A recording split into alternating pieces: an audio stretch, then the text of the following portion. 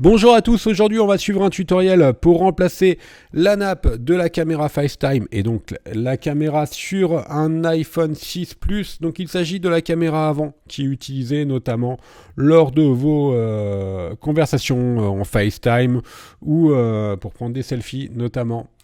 N'oubliez pas d'éteindre votre téléphone avant toute réparation. C'est une réparation qui n'est pas très compliquée. Il faut compter un quart d'heure, une demi-heure et la difficulté est notée 3 sur 5 sur notre site internet. La nappe de la caméra avant comprend bien sûr, en plus de la caméra avant, les capteurs de proximité et luminosité et également elle comprend le micro d'ambiance qui est utilisé par Siri, donc qui sert à entendre vos instructions à Siri. N'oubliez pas que vous bénéficiez de 10% de remise avec le code YouTube sur notre site internet.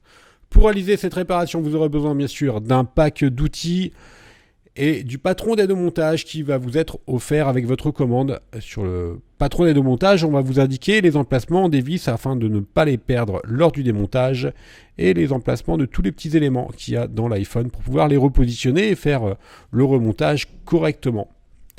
Voilà, ceci étant dit, vous pouvez également retrouver sur notre site un kit prêt à réparer qui comprend en plus un guide complet de réparation et un patron adhésif.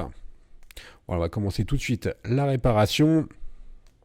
Alors, comme sur l'iPhone 6 et depuis la série des 5 en fait, pour ouvrir l'iPhone, c'est toujours la même procédure. On va utiliser le tournevis Pentalobe en forme d'étoile. On enlève les deux vis Pentalobe notées A1 et A2 qui sont à droite et à gauche du connecteur de charge. Ensuite, on va placer une ventouse juste au-dessus du bouton Home et on va tirer dessus jusqu'à l'apparition d'un jour d'environ 1 ou 2 mm. Ensuite, on utilise une spatule pour faire le contour de l'écran et déclipser celui-ci du châssis. Ensuite, on n'a plus qu'à tirer sur la ventouse pour relever l'écran. L'écran, il est toujours relié à la carte mère. Et les nappes de l'écran, elles sont juste derrière un cache métallique. Donc, on va dévisser ce cache métallique pour pouvoir enlever l'écran et avoir un accès direct aux nappes de l'écran pour l'enlever. Le cache métallique, il est maintenu par 5 vis notées de B1 à B5 et le cache sur le patron d'aide au montage, il est noté dièse 1. Attention, ce sont des vis cruciformes mais elles n'ont pas le même diamètre, donc surtout faites attention de ne pas les mélanger.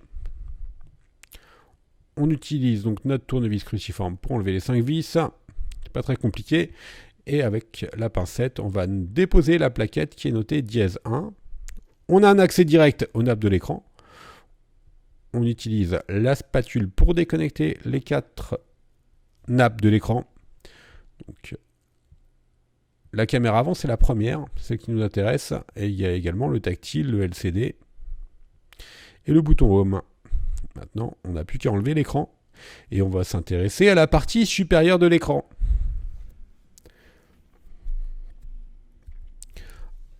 Alors, on doit enlever la plaquette qui maintient la caméra et l'écouteur. Et la plaquette, elle est notée dièse 3. Et elle est maintenue par 3 vis notées de C1, C2 et C3. Ce sont toujours des vis cruciformes. C'est quasiment la même procédure que pour l'iPhone 6. Il y a juste un emplacement ou deux de vis qui changent. Mais sinon, c'est exactement la même méthode de fabrication. Voilà, on a enlevé les 3 vis. On enlève la pincette. Et là, on a un accès